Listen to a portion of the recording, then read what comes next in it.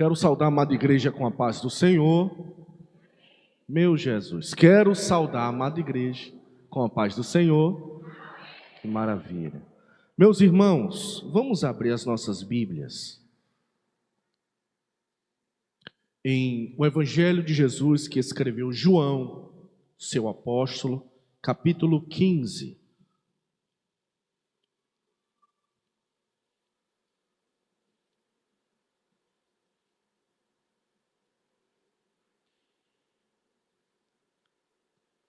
João, capítulo 15. Vamos ler somente um versículo de número 13. Eu leio na versão NAA.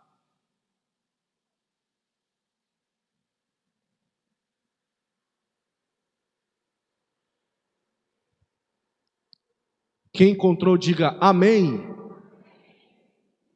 Se você identificou alguém que está com dificuldade, você pode ajudá-lo. João capítulo 15, versículo 13 diz assim: ninguém tem amor maior do que este, de alguém dar a própria vida pelos seus amigos. Vamos ler mais uma vez?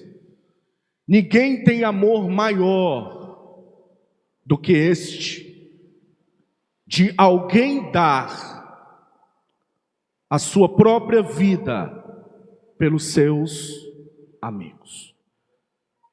Meus irmãos, nesse momento eu queria o máximo da sua atenção. Eu queria que você olhasse para cá. E com certeza a palavra de Deus dessa noite é uma palavra de conscientização para mim e para você.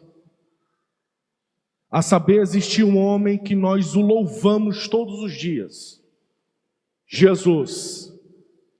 Esse homem, ele morreu por nós e em nosso lugar. E nessa noite nós viemos para cá não para qualquer outra coisa, mas viemos para cá para adorá-lo e para bendizer na beleza da sua santidade. A mensagem nessa noite está sobre um tema, e esse tema é uma pergunta. E você poderia perguntar ao seu irmão isso: por que Jesus morreu? Você poderia fazer essa pergunta ao seu irmão? Por que Jesus morreu? No versículo 13, fala de um amor que não é um simples amor que nós vemos as novelas falarem, os seriados falarem. Não é o simples amor que um pai fala para um filho, ou o filho fala para o pai. É um amor que sobrepunha todos os amores. Por mais que você ame o seu filho, que eu sei que você ama, o amor de Deus é muito maior do que o seu. Por mais que você ame a sua mãe, os seus parentes, que eu sei que você ama, o amor de Deus é bem maior do que o seu. Porque o amor de Deus é um amor que dá a vida por aquele que é alvo do seu amor. E uma boa notícia nessa noite é que você foi alvo desse amor. Você foi alvo dessa decisão, não desse sentimento. Porque um amor genuíno não é um sentimento. Não é aquilo que você hoje sente e amanhã você deixa de sentir. Não. O amor que vem de Deus é uma decisão. Nada do que você fez ou do que você fará justificará o amor que te escolheu. O amor que padeceu por você. O amor que está aqui nessa noite ouvindo a sua adoração e ouvindo o seu clamor. Quando a gente faz essa pergunta, por que Jesus morreu, nós entramos em dois campos, em duas esferas. A primeira esfera é a esfera natural. Qual esfera, irmãos? Natural. Essa esfera natural, existe uma linha de pensamento que trouxe a morte de Jesus. Mas também existe a linha espiritual, que fez ou foi a causa de Jesus morrer. Na linha material, nós podemos dizer que Jesus foi morto.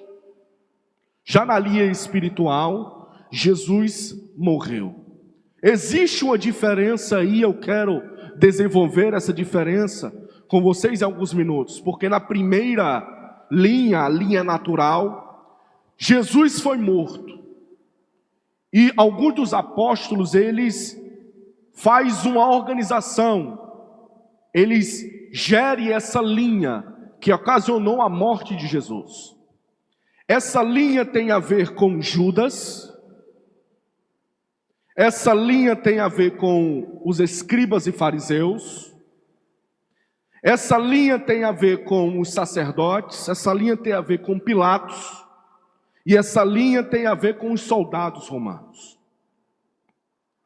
Se nós aumentarmos a lupa, nós vemos, ouvimos ou observamos que, em primeiro lugar, o motivo que levou Judas, que é a primeira parte dessa armação contra Jesus, a trair Jesus, ainda é discutida pelos teólogos hoje em dia. Porque Judas Iscariotes, ele morava numa região chamada Iscarites, que era uma região formada por nacionalistas. Esses judeus nacionalistas, eles queriam a queda dos romanos.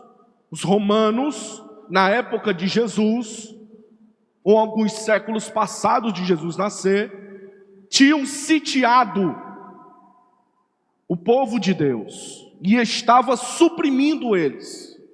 Quando Cristo é vivo, corporeamente falando, os judeus estavam debaixo de um jugo poderosíssimo ou poderoso, que era o Império Romano. Judas participava, ele era de um local que ali saiu os revoltos. Então Judas queria a liberdade do povo de Israel, a liberdade debaixo da violência, a liberdade através das guerras. Quando Judas observa Jesus, ele vê em Jesus o libertador. Ele vê em Jesus uma esperança, mesmo que essa visão fosse errada, porque Judas queria um líder de guerra, porque na visão dele, os judeus só seriam libertos através da batalha, através das guerras. A outra visão dos teólogos dizem que Judas era um ganancioso. Podemos ver até na Bíblia, no Evangelho de João, capítulo 12, versículo 6, o próprio Judas resmungando, falando mal da atitude de Maria quando ela destrói o vaso de nardo puro, e ele fala: rapaz, se a gente pegasse esse vaso com esse unguento, que era caríssimo naquela época, pudéssemos reverter isso em dinheiro, nós poderíamos alimentar os pobres. Mas a intenção de Judas não era alimentar os pobres. A intenção de Judas era subtrair aquele valor. Até João fala que ele era um ladrão. Então, Judas tinha dois motivos decepcionantes para ele para entregar Jesus. Após Judas ter entregado Jesus, por causa do dinheiro, por causa da ganância, por ter visto que Cristo não queria a revolta, mas a revolução de pensamento, Judas entrega Jesus. E existe aí a segunda linha, que era a linha dos sacerdotes, dos fariseus, dos zelotes, dos escribas. Quem eram esses homens? Esses homens eram facções religiosas que por muitos e muitos dias perturbaram, afligiram Jesus. Jesus não poderia ir para nenhum canto. Esses homens estavam lá. Eles não estavam lá a não ser para trazer a discórdia no discurso de Jesus. Você pode ver por várias vezes Jesus contrapondo a ideia deles. Nós podemos ver a parábola do bom samaritano. A parábola do bom samaritano era uma alfinetada de Jesus aos sacerdotes. Como era a parábola do bom samaritano? Samaritanos eram odiados, amém? Samaritanos eram odiados, amém? Pelos judeus eles eram. Só que justamente os odiados, na história de Jesus, eram os bons. E os bons, na realidade, que deveriam ser bons, que era o sacerdote e o levita, na história de Jesus, eram os omissos. Isso era uma forma de Jesus cutucar aquela facção religiosa. Qual foi o motivo que eles deram continuidade, a cabo, à vida de Jesus? Simples. A Bíblia fala que em Mateus capítulo 27, a partir do 18, diz o motivo. Qual era o motivo, pastor? Era porque Jesus estava falando heresias? Não. Era porque Jesus estava mentindo? Não. Era porque Jesus estava curando? Não. Sabe qual era o motivo? Inveja. O real motivo bíblico que os fariseus, os sacerdotes, os escribas, zelotes, essas facções entregaram o nosso Jesus para a morte, foi por pura inveja. Eles não estavam nem aí se Jesus curava. Eles não estavam nem aí se Jesus dizia algo. Sabe por quê? Porque a cura era algo benéfico. A verdade que Jesus dizia era algo benéfico. Isso não interessava a eles. Eles estavam interessados em parar o nosso Jesus por pura inveja. Uma certa vez Jesus pregando, e o povo dizia: este aí não prega como os fariseus. Ele prega com autoridade. Ele prega porque ele vive. Ele não é um sepulcro caiado. Porque o próprio Jesus falou: vocês são belos e lindos por fora, mas por dentro são podres. Por dentro são miseráveis. Então existia esse embate entre Jesus e os fariseus. A terceira linha de pensamento,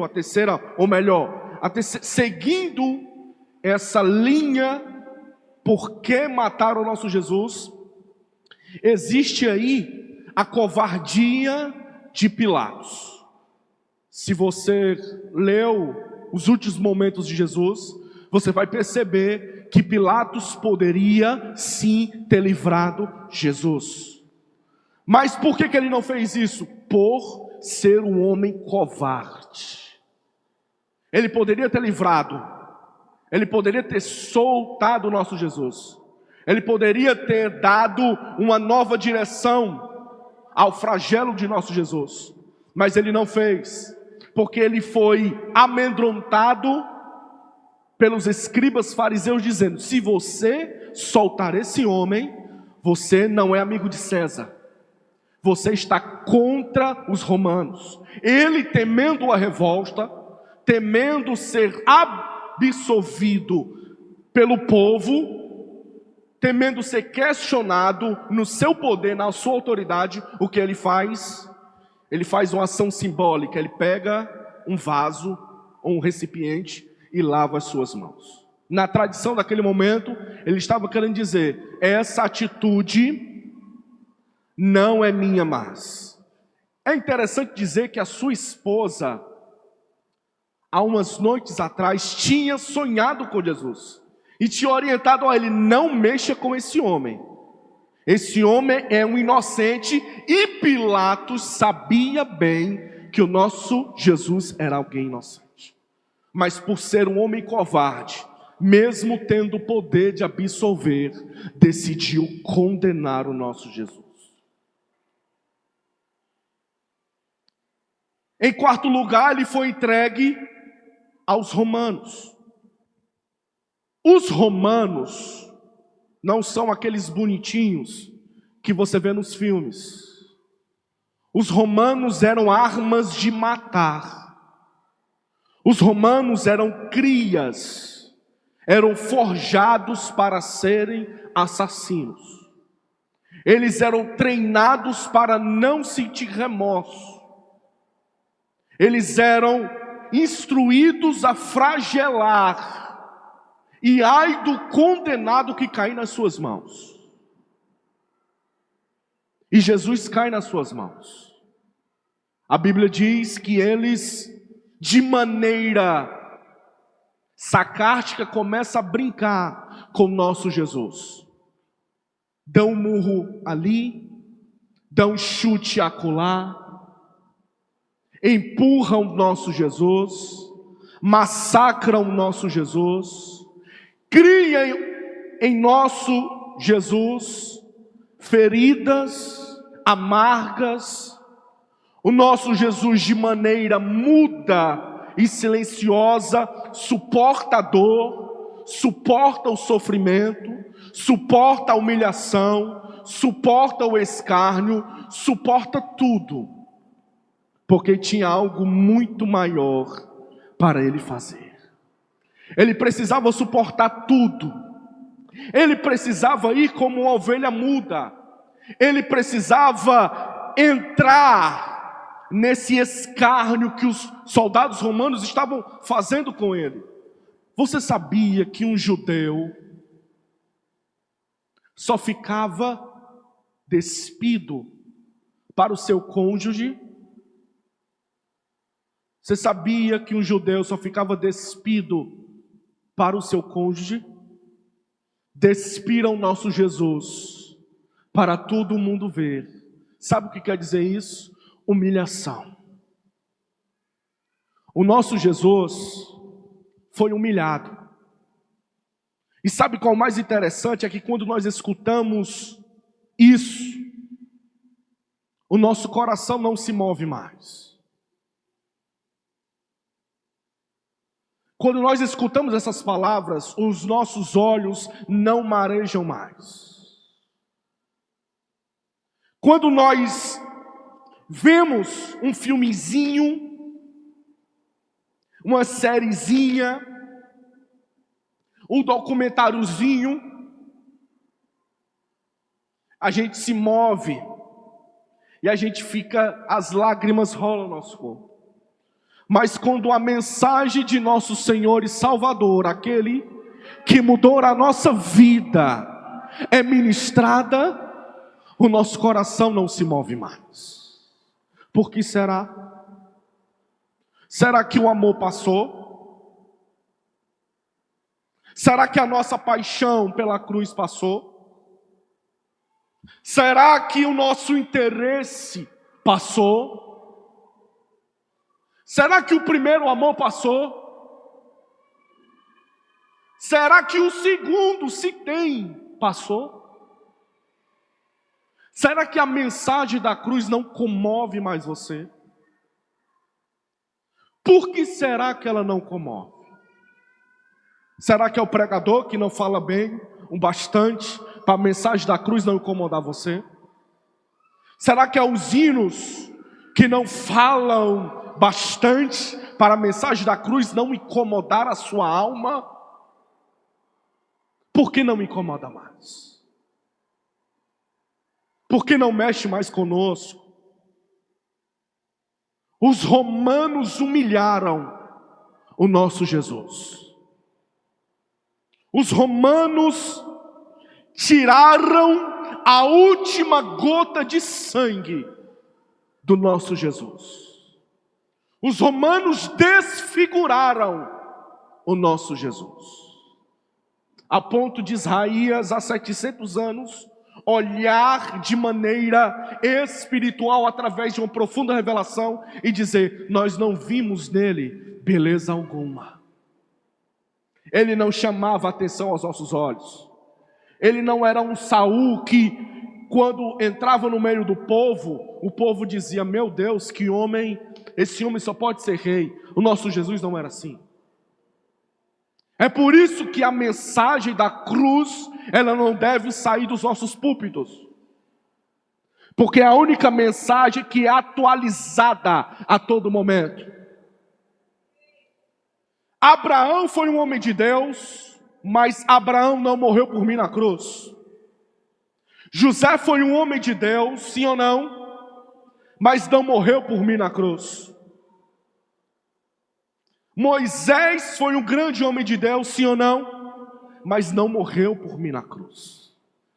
Quem morreu por mim na cruz foi Jesus.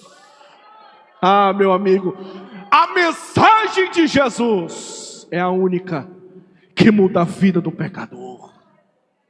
Pode ser, meus irmãos, aqui, no lugar santo, na igreja, ou dentro das celas de prisões, a mensagem da cruz tem efeito para mudar a alma do pecador. A mensagem da cruz é transformadora. A mensagem da cruz é a mensagem que deve ser levada a sério no nosso meio. Os nossos olhos devem chorar e lamentar, não por tristeza mais, não por angústia mais, mas pela esperança que nasceu quando ele falou: Deus, cumprido está. É a mensagem da cruz, meus irmãos. Eu não posso subir aqui e pregar outra coisa. Eu não posso vir para cá, lá da minha casa, para pregar outra coisa para você, porque só a mensagem da cruz vai te transformar para a glória de Deus. É só a mensagem vinda da cruz. Fizeram uma coroa. A coroa era feita de uma árvore artesanal. Uma árvore que tinha espinhos pontiagudos. Aí você vai pensar em espinhos desse tamanho, né? Porque é da nossa realidade, né? Espinhos assim. Mas não eram, irmãos. Eram espinhos que chegavam a 12 centímetros. Espinhos que chegavam a 12 centímetros. Fizeram maldosamente uma coroa. Eles não fizeram uma coroa para tentar glorificar o nosso Jesus. Não. Tira essa intenção. Eles fizeram uma coroa para humilhar o nosso Jesus. Fizeram uma coroa para zombar do nosso Jesus. Fizeram uma coroa para denegrir o nosso Jesus. Eles eram especialistas em humilhação. Eles eram especialistas em sofrimento. Eles eram especialistas em fazer alguém sofrer. Os soldados romanos não eram criaturas generosas. Quem passasse pelas mãos deles estaria em maus apuros, estaria em situação complicada. Cristo passou por eles. Cristo passou por essa agonia. Eu estou falando do nosso Jesus, aquele que nós adoramos todos os dias. Ele passou por isso. A cruz era ela dividida em dois elementos. O patíbulo fazia parte desses elementos. A parte mais leve da cruz pesava 60 quilos. Jesus, subindo o Gólgota, era por volta de 900 metros. Subindo uma montanha com uma parte da cruz, que a menor parte pesava 60 quilos. O sofrimento de Jesus é tão grande que nessa trajetória ele cai algumas vezes. O seu corpo humano desfalece algumas vezes. Teve que chamar um tal de Cirineu para ajudá-lo, porque ele humanamente não ia suportar aquela cruz. Ele humanamente não iria subir aquele alto, aquela montanha sozinho. Porque na noite anterior ele passou por um flagelo. Foi golpeado 39 vezes. Por uma tal de azorrague, que era um material feito para humilhar e flagelar. Um material que tinha 12 tiras. Era um tipo de chicote com 12 tiras. Nas pontas desse chicote, tinha 2 tipos de materiais. Qual eram os materiais? Chumbo e osso de animal. Cada golpeada, quando o homem puxava, vinha pedaço de carne. O sangue jorrava. Sangue saía. Muito sofrimento. Muita dor. Mas ele não abriu a boca para nos condenar. Ele poderia, irmão, olhar o teu futuro e falar assim: eu vou morrer por estes. Ele poderia ter olhado para mim e falar assim: eu vou morrer por ele aí? Não, Nanina, não. Morro nada. Eu vou morrer por ela? Não. Vou morrer não. Mas ele não fez isso, irmão. Ele suportou até o fim. Ele suportou até o fim. Ele suportou até o fim.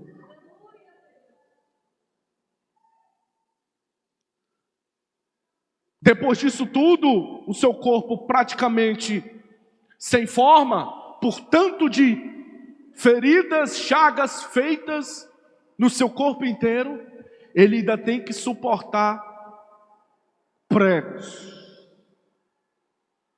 Pregos de mais ou menos 15 centímetros. A madeira da cruz, ela já tinha o espaço para os pregos.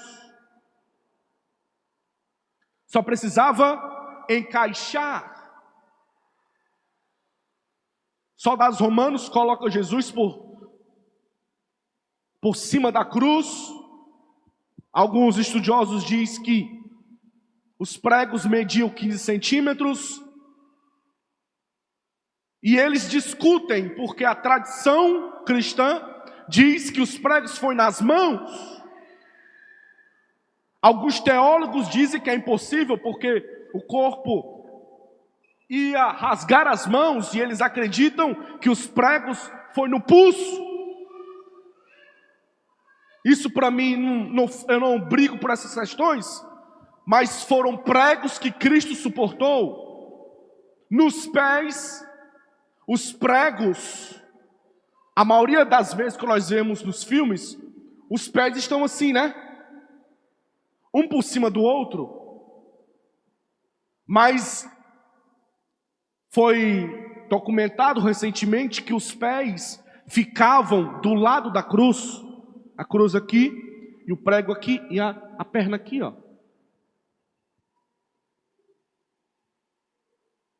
Ultrapassando o osso. Ultrapassando as artérias. Fazendo tudo isso para crucificar aquele homem que não tinha pecado algum. Quem era para estar ali, era nós. Quem era para estar ali, irmãos, era nós.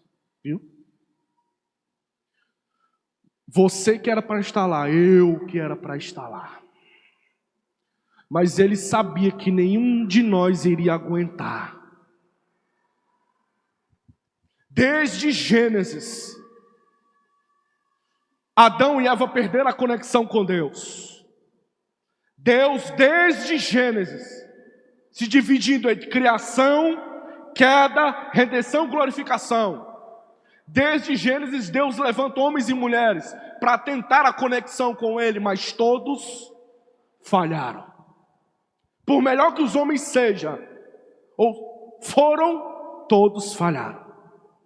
Pastor, todos falharam? Sim, leia a Bíblia. Você vai ver que os homens começam bem, Deus abençoa, mas lá no final eles falham. Porque é nosso falhar. Quando Cristo, Ele veio para cá, Ele veio para fazer aquilo que nenhum de nós tinha a capacidade de fazer. Nenhum de nós tem a capacidade de se salvar. Mas foi pela graça de Jesus que nos deu a oportunidade de estarmos aqui nessa noite. Nessa noite sadios, nessa noite arrumados, lindos, temos uma família, temos um lar para ficar, temos a salvação eterna. Se nós morrêssemos hoje, nós saberíamos que pela graça de Deus há um céu guardado para cada um de nós, mas isso não foi de graça. É uma graça? É, mas não foi de graça. Pastor, então o senhor está dizendo que no campo natural, Judas traiu porque era ambicioso? Sim. No campo natural, os escribas, fariseus, zelotes tinham inveja de Jesus e o mandaram para a morte? Sim. No campo natural, Pilatos, esse covarde, se omitiu? Sim. No campo natural, os soldados romanos flagelaram e mataram horrendamente o nosso Jesus? Sim. E no campo espiritual? No campo espiritual, Jesus foi entregue por cada um de nós. No campo espiritual, irmão, ninguém poderia ter matado o nosso Jesus. No campo espiritual, foi o próprio Pai que entregou o seu Filho. No campo espiritual, foi o Filho que obedeceu o amor do Pai, se entregando por cada um de nós. No campo espiritual, meus irmãos, foi o amor que segurou o nosso Jesus na cruz. O ousado amor de Jesus que prendeu as mãos e os pés do nosso Senhor Jesus na cruz. Quando Pedro quis falar, Jesus, eu vou te defender, Jesus falou, rapaz, se eu quisesse, eu me defenderia, chamaria anjos para me defender. Aí eu presuponho, mas foi o amor de Deus que me manteve aqui, Pedro. É o amor de Deus que arquitetou tudo isso, Pedro. É o meu sacrifício que satisfará plenamente a justiça de Deus, Pedro. Precisa isso acontecer. E eu vim para cá para cumprir aquilo que Deus projetou para mim, Pedro. Então não foi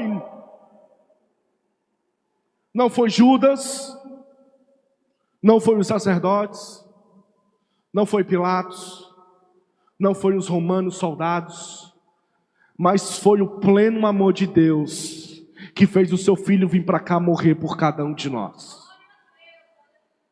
Entenda isso. Foi o amor de Deus que segurou o nosso Jesus naquela cruz. Foi quando Deus olhou para mim e para você e viu, esse rapaz não consegue só. Essa moça não conseguirá só. Esse jovem não conseguirá só. Eu preciso enviar o meu filho. A resposta está onde, pastor, desse seu pensamento? Meu filho, está em João 3,16. João 3,16 diz assim, porque Deus tanto amou o mundo que deu o seu Filho, o único, para que todo aquele que nele crê não pereça, mas tenha a vida eterna. Pastor, o senhor está dizendo o quê? Foi o amor de Deus e a obediência de Jesus que nos manteve longe das trevas e nos transportou para a sua maravilhosa luz. Foi o amor, irmão. E como eu disse anteriormente, não foi o amor de novela que nós estamos acostumados a ver. Não foi o amor dos seriados. Esse amor vago e pequeno. mas foi o pleno amor, o ousado amor.